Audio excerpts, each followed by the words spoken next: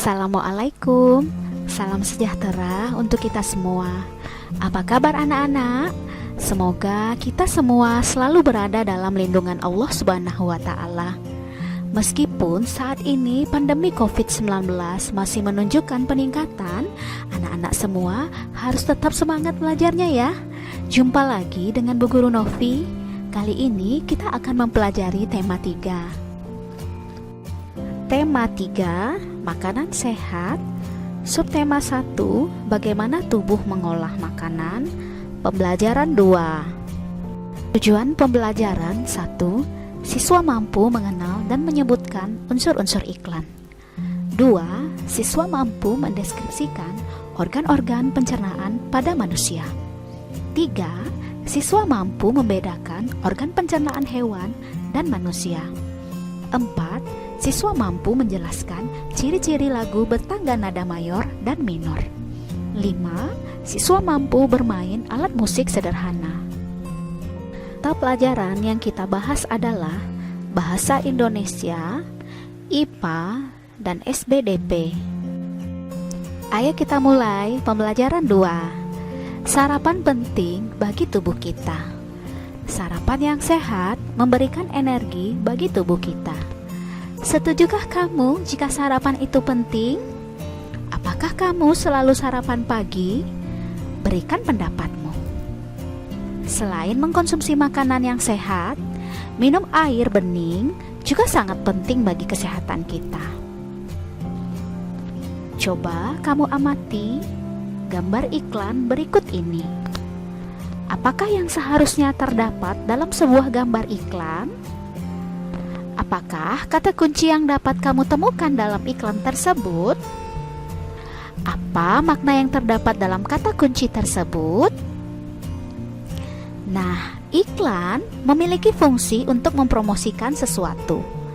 Di dalam iklan terdapat kata kunci serta gambar yang mendukung kata kunci tersebut. Kalimat yang menarik dan mudah dipahami serta gambar yang menarik menjadi hal penting dalam sebuah iklan. Kalimat yang bersifat persuasif atau mengajak sangat penting untuk ditampilkan. Kalimat tersebut bertujuan untuk menarik minat pembaca akan maksud yang ingin disampaikan dalam suatu iklan. Nah, anak-anak, berdasarkan iklan yang kamu amati, jawablah pertanyaan berikut. 1. Bertutur tentang apakah iklan tersebut? 2. Kepada siapa iklan tersebut ditujukan? 3. Apakah makna dari gambar yang ditampilkan di iklan tersebut? 4. Menurut pendapatmu, mengapa pembuat iklan memiliki kalimat dan gambar tersebut? Iklan bertutur tentang pentingnya air bagi tubuh manusia. 2. Iklan ditujukan kepada siapa saja yang membaca iklan tersebut. 3. Makna dari gambar adalah tubuh menjadi sehat karena asupan air yang cukup. Karena di situ adalah gambar tubuh anak yang sehat dan memegang segelas besar air putih. 4. Kalimatnya sederhana tetapi pesan yang disampaikan jelas. Salah satu ciri makhluk hidup adalah memerlukan makanan. Makanan yang telah dimakan akan diuraikan dalam sistem pencernaan menjadi sumber energi, komponen penyusun sel dan jaringan, serta nutrisi yang dibutuhkan oleh tubuh. Sistem pencernaan merupakan salah satu sistem kompleks yang terdapat dalam tubuh kita. Nah, apa sajakah bagian-bagian dari sistem pencernaan manusia? Tanpa kita sadari dan tanpa harus diperintah, sistem pencernaan bekerja dengan sendirinya. Menakjubkan bukan? Setelah kamu mempelajari sistem pencernaan pada sapi, sekarang perhatikan sistem pencernaan pada manusia, seperti pada gambar. Gambar sistem pencernaan pada manusia. Sistem pencernaan manusia terdiri atas mulut, kerongkongan, lambung, usus halus, usus besar, dan anus. Organ-organ pencernaan manusia dan fungsinya. 1. Mulut. Bisa dikatakan bahwa mulut adalah pintu gerbang dari sistem pencernaan makanan karena menjadi pintu utama ketika makanan masuk. Mulut berfungsi untuk mengunyah makanan menjadi lebih halus agar lebih mudah ditelan.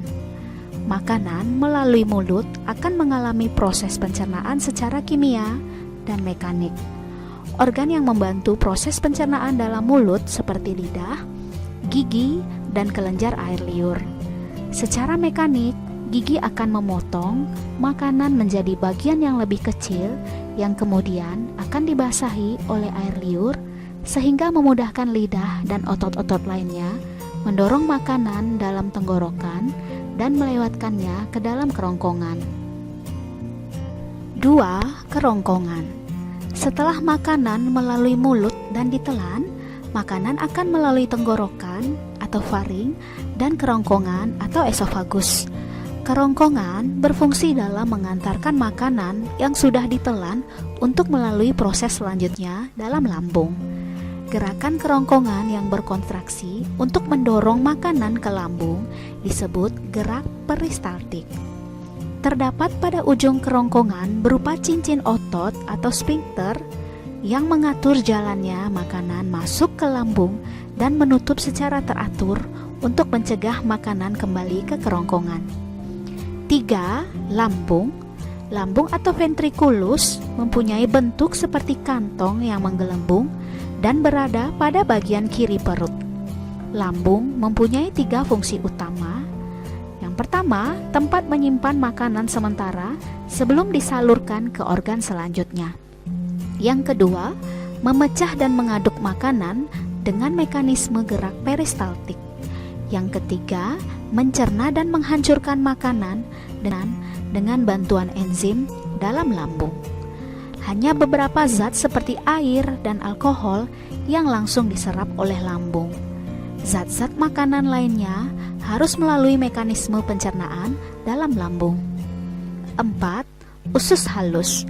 Usus halus berbentuk tabung tipis yang panjangnya 10 meter seperti selang yang digulung, di mana permukaan bagian dalamnya penuh dengan tonjolan dan lipatan. Hasil makanan dari lambung biasanya dalam bentuk semi padat atau shime. Shime inilah yang kemudian dilepaskan secara sedikit demi sedikit melalui otot pylori, sphincter. Bagian pertama dari usus halus disebut duodenum atau usus 12 jari. Nah, terdapat 3 bagian utama dari usus halus, yaitu duodenum atau usus 12 jari, jejunum atau usus kosong, dan ileum atau bagian akhir. Usus 12 jari berperan dalam proses pencernaan makanan secara kimiawi dengan bantuan getah empedu dan getah pankreas. Selanjutnya, makanan akan melalui usus jejunum untuk membantu proses pencernaan makanan secara kimiawi melalui enzim-enzim yang dihasilkan dinding usus seperti disakaridase, seperti maltase, laktase, dan sukrase, aminopeptidase, dipeptidase, serta enterokinase. Bagian akhir usus halus adalah ileum, yang mana bertugas dalam menyelesaikan proses penyerapan nutrisi dan menyerap asam empedu untuk dapat didaur ulang lagi. Usus halus berfungsi untuk membantu proses pencernaan dan penyerapan nutrisi dalam makanan. 5. Usus besar. Proses penyerapan dari usus halus yang masih belum maksimal kemudian akan dilanjutkan oleh usus besar. Usus besar berbentuk seperti huruf U terbalik yang panjangnya sekitar 5-6 meter. Terdapat 3 bagian utama usus besar, yaitu cecum, kolon, dan rektum. Cecum berbentuk seperti kantong yang berfungsi menyerap nutrisi yang tidak dapat diserap usus halus. Kolon adalah bagian terpanjang dari usus besar yang berfungsi sebagai tempat cairan dan garam diserap. Rektum adalah bagian akhir dari usus besar. Rektum berhubungan langsung ke anus sehingga bagian ini berfungsi untuk menyimpan tinja sebelum dikeluarkan oleh anus. Fungsi utama usus besar adalah membuang air dan garam yang tidak dapat dicerna dan membentuk limbah padatan yang dapat dikeluarkan. 6. Anus. Anus berfungsi untuk proses defekasi feses dan mengatur keluarnya feses. Defekasi adalah proses membuang kotoran sisa pencernaan dalam bentuk feses. Hasil akhir dari sistem pencernaan makanan berupa feses atau kotoran. Berdasarkan gambar sistem pencernaan pada manusia, kita bisa membuat diagram alur perjalanan makanan dari rongga mulut hingga keluar melalui anus. Coba perhatikan penjelasan berikut. Diagram alur perjalanan makanan dari rongga mulut hingga keluar melalui anus. Yang pertama, melalui mulut, yaitu proses memasukkan makanan ke mulut, mengunyah makanan dengan menggunakan gigi. Yang kedua, kerongkongan, proses menelan makanan di kerongkongan. Yang ketiga, lambung, proses pemecahan makanan dari zat yang kompleks menjadi molekul-molekul yang lebih sederhana dengan bantuan enzim yang ada di lambung. 4. Usus halus, proses penyerapan sari-sari makanan yang terjadi di usus halus. 5. Usus besar, proses penyerapan air dan pembentukan feses yang terjadi di usus besar. 6. Anus, proses pengeluaran sisa-sisa makanan yang sudah tidak diperlukan oleh tubuh melalui organ anus. Sistem pencernaan pada tubuh manusia berfungsi untuk menghancurkan makanan yang masuk ke dalam tubuh. Makanan yang semula dalam bentuk kasar dapat berubah menjadi bentuk yang lebih halus dengan bantuan gigi dan enzim. Dalam hal ini, enzim pencernaan dapat mempermudah proses penyerapan sari makanan. Selain itu, sistem pencernaan juga berfungsi untuk membuang sisa-sisa makanan yang sudah tidak diperlukan tubuh. Keberadaan zat-zat sisa tersebut dapat menjadi racun bagi tubuh manusia jika tidak dikeluarkan. Berikut ini adalah proses pencernaan makanan pada manusia. 1. Proses memasukkan makanan ke mulut. 2. Proses mengunyah makanan dengan menggunakan gigi. 3. Proses menelan makanan di kerongkongan. 4. Proses pemecahan makanan dari zat yang kompleks menjadi molekul-molekul yang lebih sederhana dengan bantuan enzim yang ada di lambung. 5. Proses penyerapan sari-sari makanan yang terjadi di usus halus. 6. Proses pengeluaran sisa-sisa makanan yang sudah tidak diperlukan oleh tubuh melalui organ anus. Sekarang saatnya kamu menjawab pertanyaan-pertanyaan berikut. Yang pertama, apa saja fungsi umum dari sistem pencernaan manusia? Yang kedua, apa yang akan terjadi apabila salah satu organ dalam sistem pencernaan tidak berfungsi dengan baik? Anak-anak, buatlah poster tentang sistem pencernaan manusia. Setiap organ dalam sistem pencernaan dibuat dengan warna yang berbeda agar mudah dimengerti. Sebelumnya, carilah informasi dari buku teks lainnya atau dari berbagai informasi lainnya. Lalu, tulislah serapi mungkin dengan menggunakan huruf yang cukup besar sehingga dapat dibaca dari jarak yang cukup jauh. Nah, anak-anak, bandingkan sistem pencernaan seekor sapi dengan sistem pencernaan manusia. Kemudian kita catat persamaan dan perbedaannya. Perhatikan uraian berikut ini. Persamaan dan perbedaan sistem pencernaan seekor sapi dengan sistem pencernaan manusia. Organ, persamaannya sama-sama memiliki organ pencernaan. Perbedaan struktur gigi, lambung, dan enzim yang berperan. Proses pengunyahan makanan, persamaan, dikunyah dengan gigi geraham. Perbedaan, pada sapi dikunyah sebanyak 2 kali. Proses penyerapan sari-sari makanan, persamaan, menggunakan enzim untuk membantu pencernaan makanan agar bisa diserap. Perbedaan, manusia memiliki sistem pencernaan yang lebih panjang daripada yang dilakukan sapi. Proses pengeluaran, persamaan, feses keluar lewat anus. Perbedaan, feses sapi tidak dibusukkan oleh bakteri E. coli seperti pada manusia. Semua orang ingin selalu hidup sehat. Hidup sehat merupakan hal yang sangat berharga dalam kehidupan. Berikut adalah sebuah lagu tentang hidup sehat dengan judul Mars Hidup Sehat.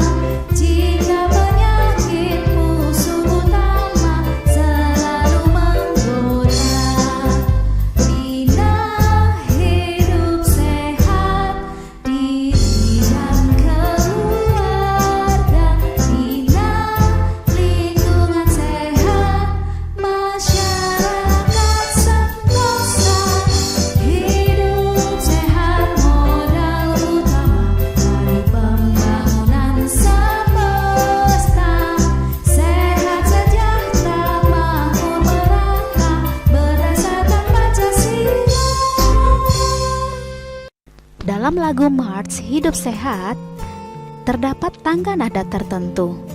Tangga nada sendiri terbagi atas tangga nada mayor dan minor.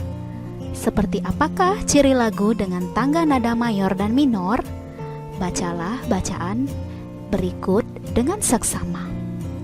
Ciri-ciri lagu dengan tangga nada mayor yaitu lagunya bersifat riang gembira, terdengar bersemangat, umumnya diawali dan diakhiri dengan nada do.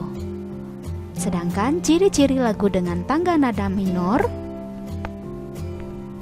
lagunya bersifat sedih, terdengar kurang bersemangat, umumnya diawali dan diakhiri dengan nada la. Kamu telah mengenal dan menyanyikan lagu Mars Hidup Sehat. Menurutmu, apakah lagu tersebut termasuk ke dalam lagu dengan tangga nada mayor atau minor? Tuliskan pendapatmu pada kolom berikut. Lagu Mars Hidup Sehat memiliki tangga nada dan tuliskan alasannya apa. Yang kedua, berikan 2 contoh lagu nasional atau lagu daerah yang menurutmu memiliki tangga nada A mayor, B minor. Demikianlah video pembelajaran kali ini. Tetap semangat belajar, jaga kesehatanmu, makan makanan yang bergizi, dan istirahat yang cukup. Selalu cuci tanganmu dan gunakan masker jika bepergian keluar rumah. Assalamualaikum warahmatullahi wabarakatuh.